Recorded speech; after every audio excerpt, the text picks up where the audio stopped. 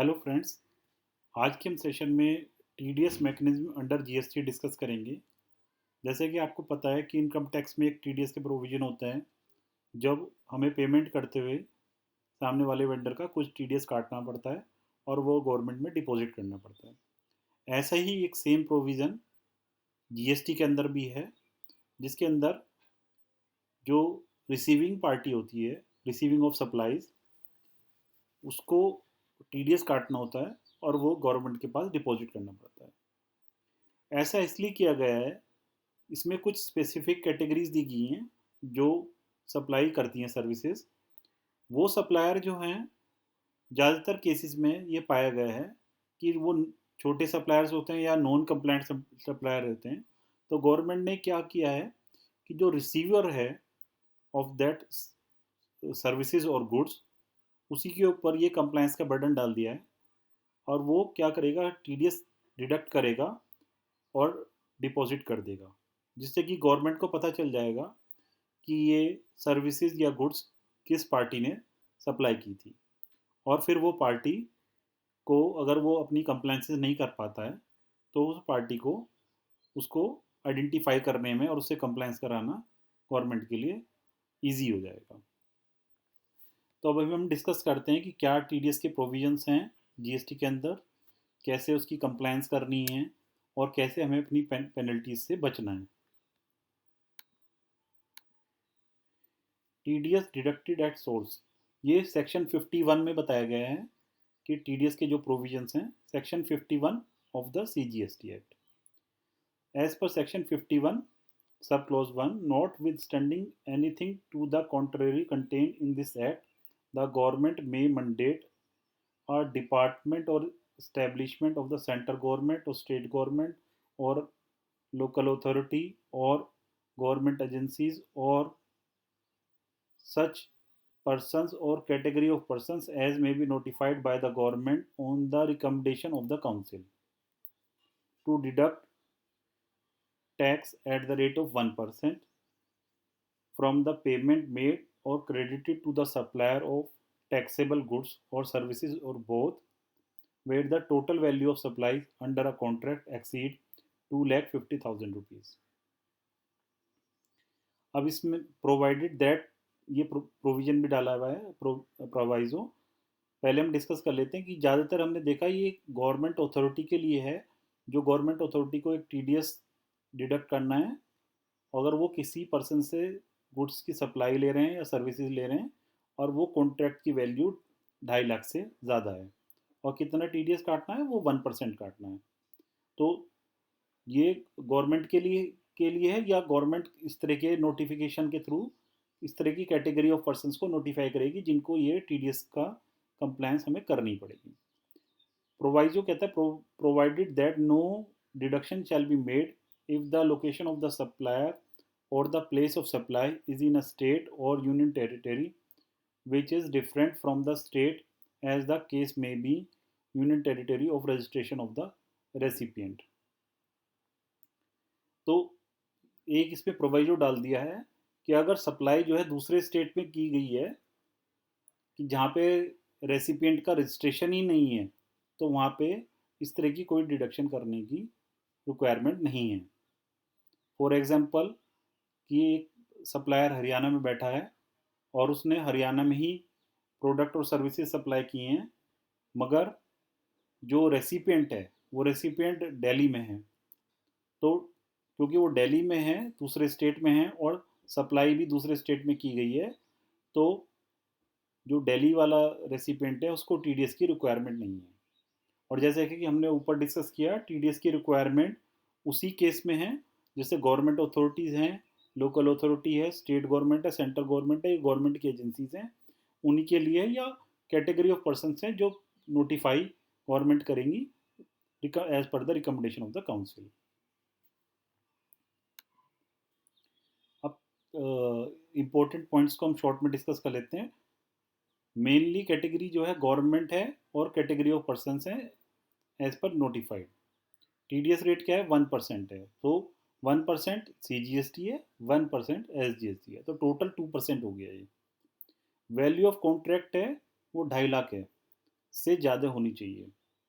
तो वैल्यू जो हमें लेनी है, कोई भी टैक्स हटाकर जो बेस वैल्यू है, बेस वैल्यू ही लेनी है।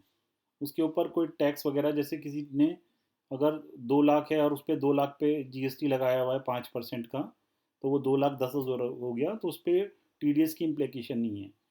मगर वो कॉन्ट्रैक्ट की वैल्यू हमारी 3 लाख है प्लस जीएसटी लगा हुआ है, तो हमें 3 लाख के ऊपर ही टीडीएस के प्रोविजंस कंप्लाई करने हैं। तो 3 लाख के ऊपर 1% CGST और 3 लाख के ऊपर 1% SGST डिडक्ट करना होगा और वो डिपॉजिट करना होगा।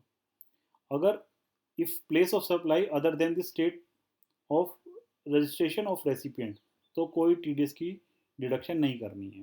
जैसे कि हमने डिस्कस किया, अगर हमारी जो गुड्स या सर्विसेज की सप्लाई है वो हमारे रजिस्ट्रेशन के अलावा है कहीं किसी दूसरे स्टेट में, और हमारा रजिस्ट्रेशन दूसरे स्टेट में है, तो हमें टीडीएस की डिडक्शन नहीं करनी है। The amount deducted has to be paid within 10 days after the end of the month. तो जो भी टीडीएस की डिडक्शन करी है हमने, 1% CGST, 1% SGST, ये 10 दिन के अंदर, हमें महीना ख़त्म होने के 10 दिन के अंदर हमें पेमेंट करनी है और इसकी रिटर्न फाइल करनी है। Deductor has to furnish the certificate to the deductee. अब जो डिडक्टर ने टीडीएस काटा है उसका एक वो सर्टिफिकेट रिटर्न फाइल करेगा, उसके बाद सर्टिफिकेट बनाएगा और सर्टिफिकेट दे देगा। किसको देगा? डिडक्टी को देगा। अगर डिडक्ट वो सर्टिफिकेट वो टाइम से नहीं दे पाता है तो 100 रुपीज़ पर डे की पेनल्टी है पर एक्ट, यानी 100 रुपये CGST, 100 रुपये SGST, 200 रुपये की पेनल्टी हो जाएगी और वो 5,000 तक रहेगी। 5,000 CGST और 5,000 SGST। The deductee shall claim in credit in his electronic cash ledger. और जो ये TDS कटा है वो डिडक्टी अपने कैश लेजर में उसको क्लेम कर सकता है। तो वहाँ पे ऑप्शन आता है, तो वो उसके उस ऑप्शन पे जाके उसको अगर उससे रिलेटेड सप्लाई है तो उसको उसको एक्सेप्ट करेगा, तो वो कैश लेजर में उसके पार्क हो जाएगा और अपनी रिटर्न फाइल करते हुए वो जो ये TDS का अमाउंट कटा था उसका 1% CGST, 1% SGST, वो उसका क्लेम ले पाएगा। If any deductor to face to the government the amount deducted, अब वो जो भी अगर पे करने से डिडक्टर पे नहीं करता है टाइमली, तो उस पर इंटरेस्ट की एप्लीकेबिलिटी है जो कि 18% पर एनम है। तो ये कुछ मेन पॉइंट्स थे इसके जो हमने डिस्कस किए। 1% CGST है, 1% SGST है, 2.5 लाख से ऊपर के ऊपर ही लगेगा। प्लेस ऑफ सप्लाई अगर other than the state of registration है, रेसिपिएंट है, तो नहीं लगेगा। 10 दिन के अंदर हमें जमा करना है, रिटर्न फाइल करनी है। 5 दिन के अंदर फिर उसको हमें सर्टिफिकेट प्रोवाइड करना है। सर्टिफिकेट प्रोवाइड नहीं करेंगे 100 रुपये रोज की पेनल्टी लगेगी। और ये जो TDS डिडक्ट किया है ये डिडक्टी क्लेम कर सकते हैं अपने कैश लेजर के थ्रू। अब क्या रजिस्ट्रेशन की रिक्वायरमेंट है? अब जैसे हमने डिस्कस किया था कि रजिस्ट्रेशन लेना पड़ता है, तो जैसे रेगुलर के लिए रजिस्ट्रेशन होता है, TDS डिडक्टर के लिए सेपरेट कैटेगरी है, वो as a TDS deductor registration लेना पड़ेगा उनको, और पोर्टल पे उनके लिए सेपरेट रजिस्ट्रेशन सर्टिफिकेट आएगा। अब इनके लिए गवर्नमेंट ने the deductor has a privilege of obtaining registration under GST without required to obtain PAN. He can use 10 in place of PAN. तो इनके लिए फैसिलिटी दी हुई है कि 10 ऑन द बेसिस ऑफ 10 जो टैक्स डिडक्शन अकाउंट नंबर है उसके base पे भी वो रजिस्ट्रेशन अप्लाई कर सकते हैं। The deductor is also required to file, return कैसे फाइल करनी है? The deductor is also required to file GSTR 7, जो हमने डिस्कस किया था। 10 दिन के अंदर टैक्स भी जमा करना है और रिटर्न फाइल करनी है, तो वो GSTR 7 उसको फिल करनी पड़ेगी with in 10 days। If the supplier is unregistered, name of the supplier rather than the GST shall be mentioned. अब अगर सप्लायर जो है अनरजिस्टर्ड है तो उसका GST नंबर डालने की रिक्वायरमेंट नहीं है, उसका केवल नाम डालना है रिटर्न फाइल करते हुए।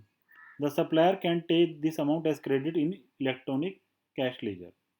अब ये जो TDS कटा है वो अपनी इलेक्ट्रॉनिक कैश लेजर में उसका बेनिफिट ले सकता है। अब ये लेट फाइलिंग की और पेमेंट की जो नॉन कंप्लायंस है उस पर क्या है, TDS अगर डिडक्ट नहीं करते हैं तो इंटरेस्ट लगेगा, और इंटरेस्ट कितना है? 18% per annum. TDS certificate issue नहीं करते हैं विद इन 5 days, तो 100 रुपीज़ पर डे की पेनल्टी है पर एक्ट, यानी 100 CGST, 100 SGST और 5000 मैक्सिमम पेनल्टी है, 5000 पर एक्ट है, 5000 CGST एंड 5000 SGST।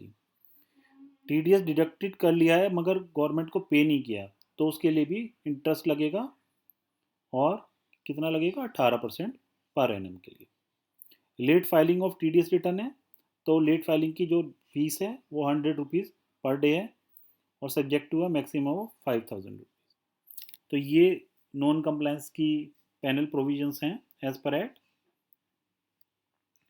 अगर आपको ये वीडियो अच्छी लगी, आप मेरे यूट्यूब चैनल पे जा सकते हैं और उसको सब्सक्राइब कर सकते हैं, और आगे की वीडियो के लिए भी आप सब्सक्राइब कर सकते हैं।